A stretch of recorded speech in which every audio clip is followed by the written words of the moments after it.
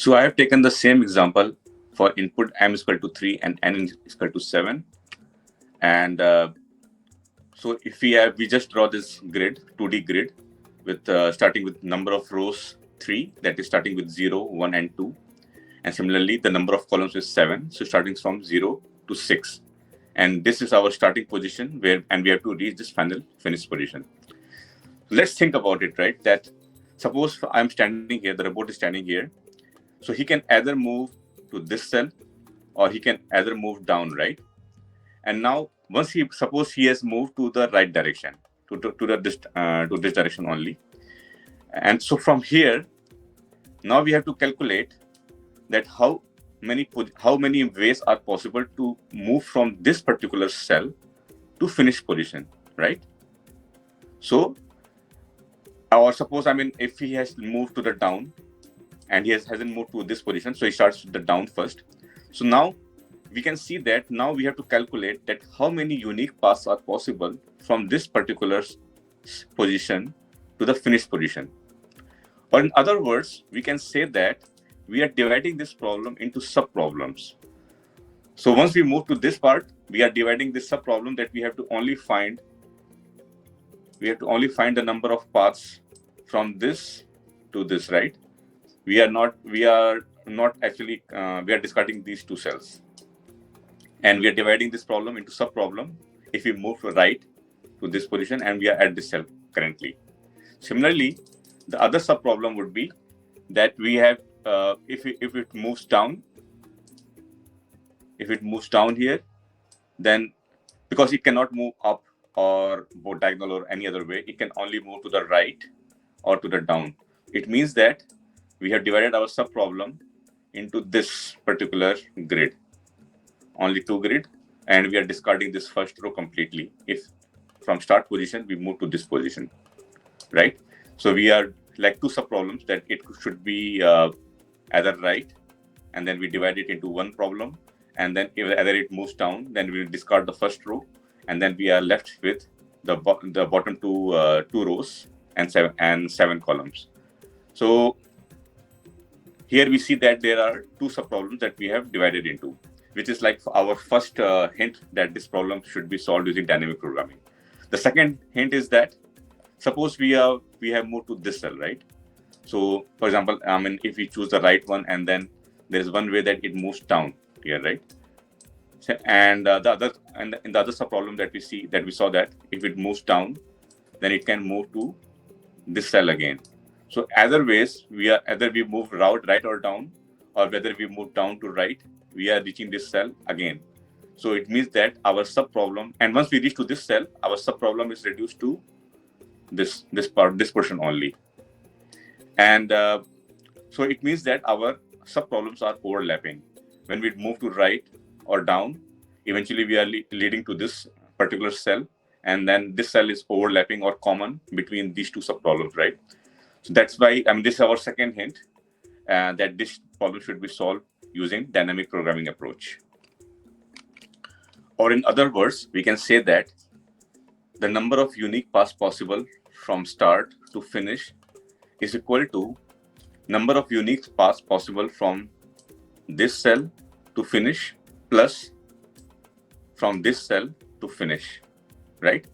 Similarly, say for this sub-problem, to the number of unique paths from this particular cell to finish, it would be the sum of this number of from here to finish position and from here to the finish position.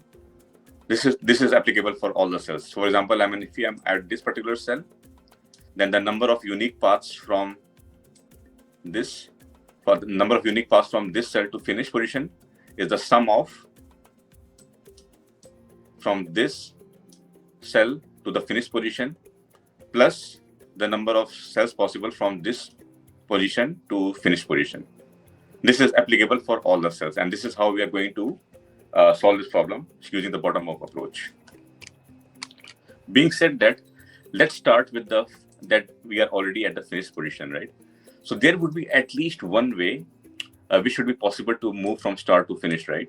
So we start our base case that if we are already at this finished cell, so there would be at least one way here to reach it. So this is our base case, that there should be at least one way there where or one unique path from start to finish, and we start our base case with one. Now let's move to this cell, right? So how many number of ways are possible to move from this cell to finish? Because there's a constraint, right, that we can only move to right or down. But here there is no grid for down positions. The only way is that right. So it means that it should be, as we calculated, that the algorithm should be like, it should be the sum of this, and I mean to the right and to the bottom down. But bottom down is nothing here, so it would be one again, right? So number of ways to move from this cell to finish is only one, which is the right direction. I think the similar way is for this particular grid position, that it can only move right. So here we are, if we are in this particular row, m is equal to 2, we can only move to the right direction. We cannot move anywhere down because there is no grid element there. It's only possible to move right. So it means that only one way possible, which is 1, to reach to the finish point. So it means that I will simply put 1 for each of the last row grid elements. It should be 1, 1, 1 for each. Now let's move to the one above this cell. I mean, how many number of ways are possible from this cell to reach to the finish point, right? Again, the same constraint goes here, that there is no right position, there is no right grid element. It can only move down. So again, there's only one way to move from this position to the finish, which is 1. Okay. Similarly, for the last column element, again, if we are at this position, we cannot move right, and because there's no grid element, and we can only move down. So again, it would be 1 position. Now let's move here, right? If we are at this particular cell, then how many ways are possible to reach to finish? It can move, one way is that it can move right and then go down, right? This is one way. Or it can move down and then move to the right. So this is the second way. Or in other words, as we discussed in the previous,